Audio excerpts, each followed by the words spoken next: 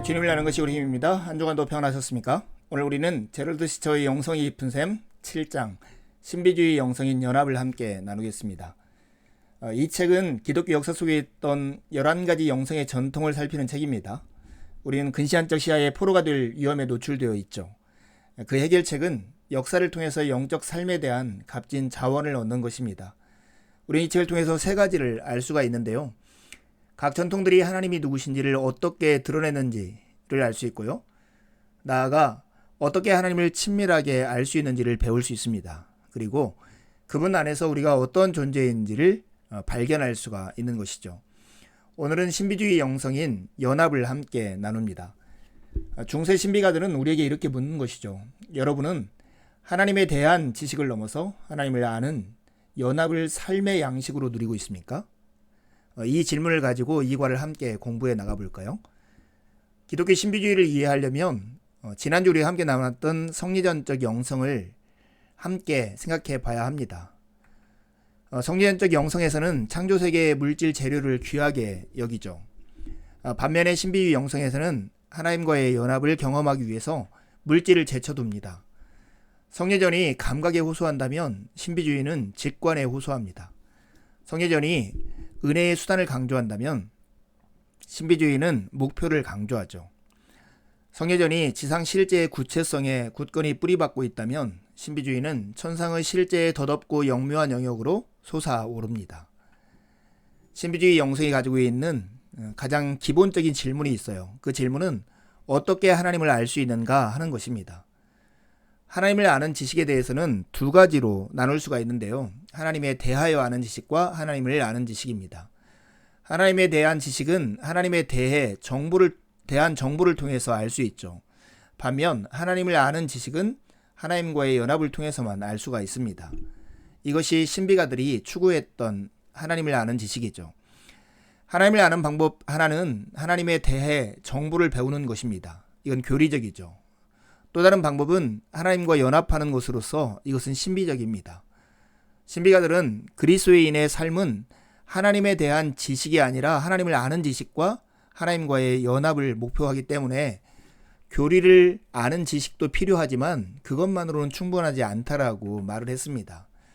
특히 이들은 부정의 신학을 많이 말했는데요. 부정의 신학은 하나님을 어떻게 정의할 수 없고 무엇이 아니다라는 걸 통해서만 하나님을 표현할 수 있다는 말이에요. 이러한 심오한 지식에 도달하려면 언어로는 결코 정확하게 하나님을 설명할 수 없다는 것을 인정해야 합니다. 우리가 하나님을 선하다고 할 때 선이란 단어에 대한 우리의 이해는 하나님의 선의 깊이에는 못 미치죠. 우리의 세속 경험으로 제한되어 있기 때문입니다. 그러므로 결국 우리는 하나님에 대해 부정적인 용어, 곧 이른바 부정의 신학으로 말할 수 있을 뿐이라는 사실을 늘 염두에 두어야 합니다. 신자의 삶은 한마디로 하면 하나님과의 연합으로 가는 여정이라고 말할 수 있습니다. 여러분, 하나님은 주체이지 대상이 아닙니다. 인식의 주체이시고 인식의 대상은 아닙니다. 오히려 관계를 시작하시는 분이시죠. 하나님은 신자들에게 자신을 계시하시는 분이고 완전한 기쁨과 조화 속에서 신자들을 자신에게 연합하는 분입니다. 신비가들은 하나님과의 연합으로 가는 여정을 착수하도록 우리를 초대하는데요. 그 여정은 세 단계를 거칩니다. 첫 번째는 정화이고, 두 번째는 조명이고, 세 번째는 연합입니다. 정화라는 단계는 고백 회개에 엄격한 훈련이 필요하고 모든 죄를 근절하고 버려야 하는 그런 단계입니다. 두 번째 조명의 단계는 기독교 신앙의 본질적인 진리에 대해 깊은 지식과 통찰을 일으키는 단계가 필요하다는 거죠. 그래야 결국 연합의 단계로 갈 수 있는데요. 연합은 영원히 하나님과 교통하며 기쁨을 경험하는 단계입니다. 하나씩 살펴볼까요? 하나님과의 연합으로 가는 과정 첫 번째는 정화의 길인데요. 요한 클리마쿠스의 거룩한 등정의 사다리라는 책이 이 내용을 잘 우리에게 소개합니다. 치명적 악덕을 정화하기 위한 다양한 영적 훈련이 이곳에 소개되어 있는데 특별히 이 책에서는 욕구를 억제하고 죄를 근절하기 위해 강력한 자기 부인을 요구합니다. 요한이 세상에 대한 집착, 즉 돈과 소유, 가족관계, 세속적 영광에 대한 관심과 걱정으로 인해 신자들이 영적 삶에서 성장을 이루지 못한다라고 믿었기 때문에 이것을 매우 강조합니다. 또한 회개도 촉구하는데요. 한마디로 회개는 자신의 삶을 통제하려는 욕망을 억제하는 것입니다. 하지만 정화는 하나님과의 연합으로 가는 과정의 출발일 뿐 목적지는 아닙니다. 정화가 목적은 아닌 것이죠. 실제로 정화에는 그 자체의 위험과 한계가 있습니다. 우리가 정화에 속아 인간 노력만으로 악덕을 극복하는 것이 가능하다고 생각할 수 있기 때문입니다.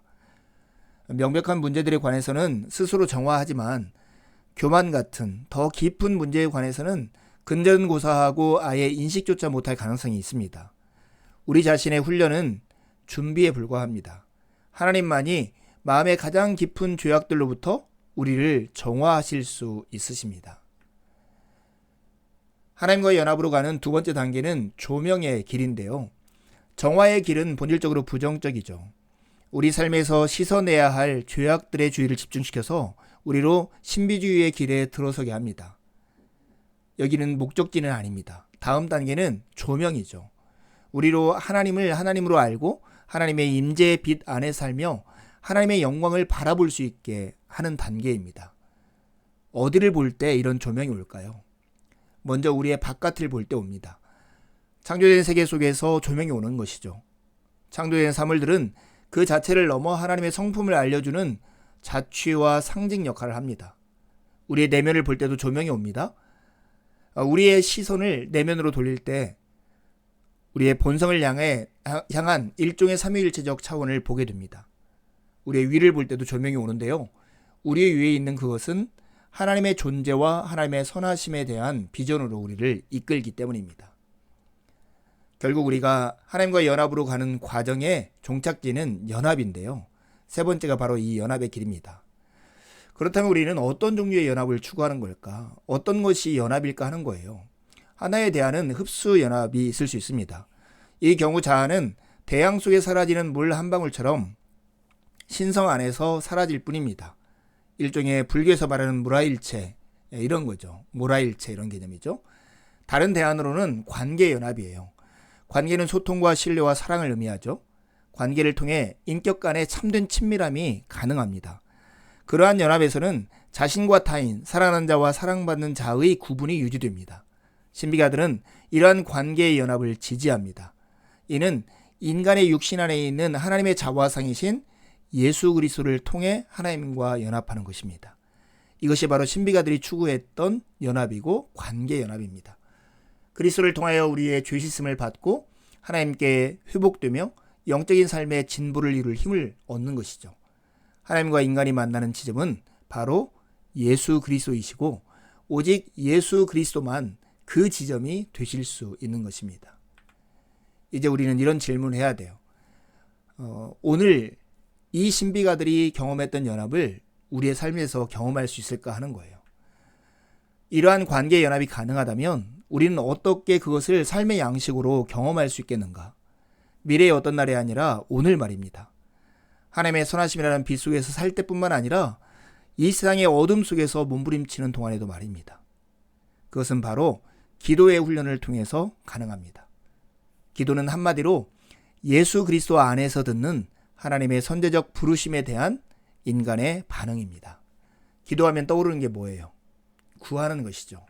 하나님께 드리는 청원입니다. 이 일상적인 기도인 청원을 통해서 하나님과 연합하는 경험을 할 수 있습니다. 기도에 대한 가장 자연스럽고 익숙한 표현은 청원인데요. 주님의 기도는 완전한 본이 됩니다. 이것은 일상을 다루는 실제적인 기도이죠. 그러므로 최선의 기도는 단순히 삶에 장엄한 모든 일상 속에서 하루하루 살아가면서 삶에 대해 하나님과 나누는 대화를 연장하는 것입니다. 삶의 일상은 어떻게 기도하는지 배우는 큰 기회가 되고 세상은 우리에게 기도하는 법을 가르치는 실험실이 됩니다. 하지만 청원기도와 관련해서 주의할 게 있죠. 청원기도와 관련하여 마술적인 것은 아무것도 없다는 것을 생각해야 합니다. 우리의 삶 속에서 하나님이 적극적으로 활동하시도록 초대하는 것, 그것이 바로 청원기도의 핵심인 것입니다. 신비주의 영성에서의 연합을 추구하는 자들이 가르치는 기도는 이 청원기도보다 더 깊은 기도가 있어요. 그것은 관상, 침묵기도라고 하는 것이죠. 이것은 신비주의 영성에서 더 핵심적인 기도입니다. 여러분들 침묵하며 하나님께 기도해 보셨어요? 침묵 기도를 하려고 하면 우리의 생각이 얼마나 시시하고 피상적인지가 발견됩니다. 우리의 세상이 얼마나 시끄러운지가 발견되죠. 우리가 하나님의 임재의 실제에 얼마나 무심한지가 여실히 드러납니다. 신비가들은 이러한 산만함을 기도로 전환하고 성경 말씀 한 줄을 계속 되풀이함으로써 영혼을 고요하게 하고 우리의 생각을 하나님께 향하라고 촉구합니다. 이 침묵 기도는 우리가 연습하는 훈련이자 우리가 받은 선물입니다. 이러한 기도는 우리를 비우고 우리를 채울 것입니다. 우리를 깨뜨리고 우리를 회복할 거예요. 우리를 어둠 가운데 던져 넣었다가 빛으로 끌어낼 것입니다. 창조를 통해 아는 하나님으로부터 우리를 떼어내어 그리스도 안에서 아는 하나님과 연합할 수 있게 할 것입니다. 하나님과의 연합을 추구했던 중세의 신비가들은 우리에게 이렇게 묻는 거예요. 여러분은 하나님에 대한 지식을 넘어 하나님을 아는 연합을 삶의 양식으로 지금 누리고 있습니까? 두 가지 질문을 하고 마치려 합니다. 신비주의 영성의 본질은 무엇입니까? 우리가 하나님을 안다고 주장하는 방식에 대해 신비주의 영성은 어떤 중요한 질문을 제기합니까? 두 번째 질문입니다. 신비주의 영성은 관계적 연합을 추구하는데 그 연합으로 나아가는 세 단계는 무엇입니까? 한 주도 주님의 은혜를 의지해 살고 복된 주일에 함께 만나 기쁨으로 하나님을 예배하시죠. 감사합니다.